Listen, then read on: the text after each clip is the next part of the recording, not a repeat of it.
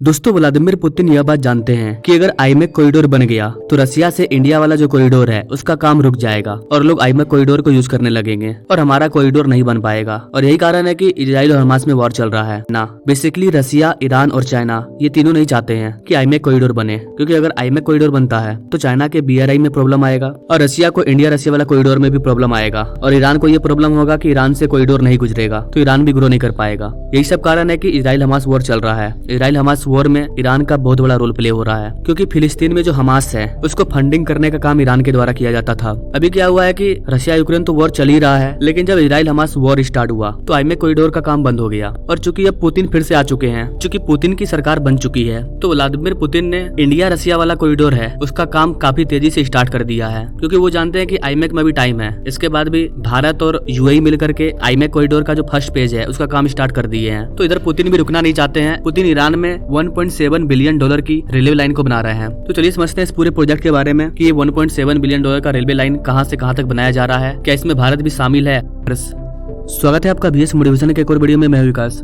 India से रसिया वाला corridor को नॉर्थ साउथ कॉरिडोर कहते हैं, जो कि 7.2 थाउजेंड किलोमीटर का मल्टी मॉडल ट्रांसपोर्ट कॉरिडोर है, जिसमें 10 से ज्यादा देश शामिल है। इस कॉरिडोर के अंदर सेंट पीटर्सबर्ग को डायरेक्ट मुंबई से जोड़ा जाएगा और इसके बीच में आता है ईरान, अजरबैजान, अस्त्रखान, मॉस्को। अभी क्या होता था कि हम लोग रेड सी, स्वेज कैनाल होते हुए यूरोपियन कंट्री में जाते थे और फिर यूरोप से होते हुए हमारा प्रोडक्ट रसिया जाता था। तो ये जो रूट था ये काफी लंबा था और इसमें काफी ज्यादा टाइम लगता था, इसलिए इंटरनेशनल नॉर्थ साउथ कॉरिडोर को तैयार किया गया। इस कॉरिडोर पर चर्चा 2002 से ही चल रही है, लेकिन इस पर अब तक कोई काम नहीं हुआ था। लेकिन जब रसिया यूक्रेन वॉर स्टार्ट हुआ तो रसिया और इंडिया के बीच में जो ट्रेड है वो काफी ज्यादा बढ़ गया। तो फिर से इस कॉरिडोर को बनाने की एक नई उम्मीद जगी, क्योंकि अब इंडिया और रसिया के बीच में काफी अच्छा ट्रेड होने लगा है। तो इस कॉरिडोर का काम भी स्टार्ट हो चुका है। ईरान में भारत का एक पोर्ट है, तो भारत से प्रोडक्ट ईरान तक चले जाएगा। बाकी ईरान से रेल नेटवर्क बनाने का काम रसिया ने स्टार्ट कर दिया है। ईरान के रास्ता शहर से अजरबैजान के बॉर्डर तक रसिया एक रेलवे ट्रैक बिछा रहा है, जिसकी लंबाई 164 किलोमीटर है। ईरान और रसिया के बीच में अजरबैजान और कैस्पियन सी है, तो रसिया में रोड कनेक्टिविटी पहले से मौजूद है। रसिया अजरबैजान तक तो आ गया है, लेकिन अजरबैजान और ईरान का जो रिलेशनशिप है वो अच्छा नहीं है, इसलिए रसिया अजरबैजान और ईरान को जोड़ने का काम कर रहा है और वहाँ पर रेलवे ट्रैक, रोड वगैरह को बिछा रहा है। और यही कारण है कि रसिया अजरबैजान के बॉर्डर पर कंस्ट्रक्शन का काम स्टार्ट कर दिया है, क्योंकि हमारा प्रोडक्ट ईरान तक पहुंच जाएगा। ईरान में रोड वगैरह बना हुआ है, हम आराम से अजरबैजान के बॉर्डर तक जा सकते हैं। उसके बाद हमें सिर्फ अजरबैजान को पार करना है, उसके बाद हम डायरेक्ट रूस में एंटर कर जाएंगे।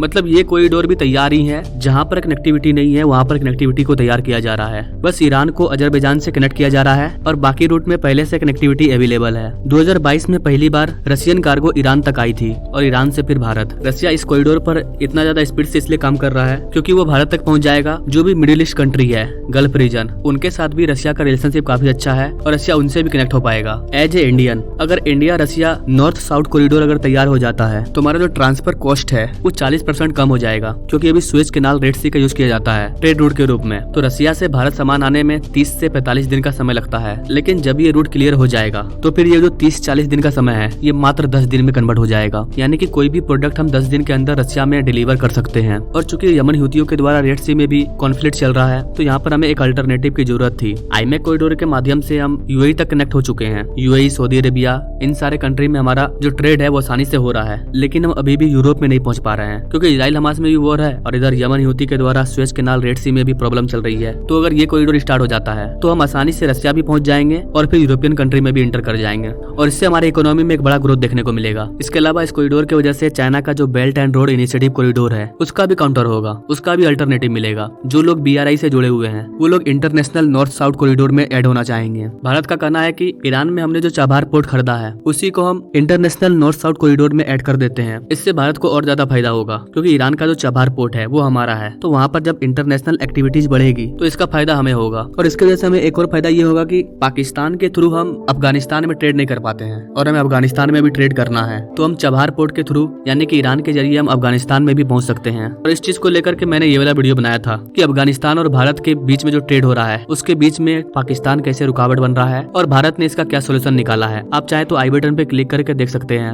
अब आप बोलोगे अफगानिस्तान उतना वाला मार्केट तो है नहीं, हम क्यों अफगानिस्तान में इतना दिमाग लगा रहे हैं। गाइस, हम अफगानिस्तान के साथ साथ अफगानिस्तान के थ्रू सेंट्रल एशिया में अपने चीजों को भेज रहे हैं। सेंट्रल एशिया में चाइना के अलावा कई देश शामिल है, उनके साथ भी हम ट्रेड कर पाएंगे। इसलिए भारत चबार पोर्ट और अफगानिस्तान पर फोकस कर रहा है। तो अगर इंडिया रसिया वाला कॉरिडोर को चबार पोर्ट से कनेक्ट किया जाए तो इसके थ्रू ये कॉरिडोर और ज्यादा फैल जाएगा। रसिया भी अफगानिस्तान और भी कई कंट्री में एंटर कर पाएगा इसी कॉरिडोर के through. India Russia north south corridor क्यों इंपॉर्टेंट है, रसिया क्यों इस पर इतना तेजी से काम कर रहा है, इससे भारत को क्या फायदा होगा, ये भारत के लिए भी कैसे जरूरी है। आई थिंक आप इन सारी चीजों को समझ पाए होंगे। वैसे गाइस आप इस चीज के बारे में क्या कहना चाहेंगे? क्या भारत को भी रसिया के साथ मिल करके इंडिया रसिया वाले कॉरिडोर पर जल्द से जल्द काम स्टार्ट कर देना चाहिए? तो आप अपने राय कमेंट बॉक्स में जरूर दीजिएगा। Now thank you for watching. मिलते हैं अगले वीडियो में एक नई जानकारी के साथ, तब तक के लिए जय हिंद।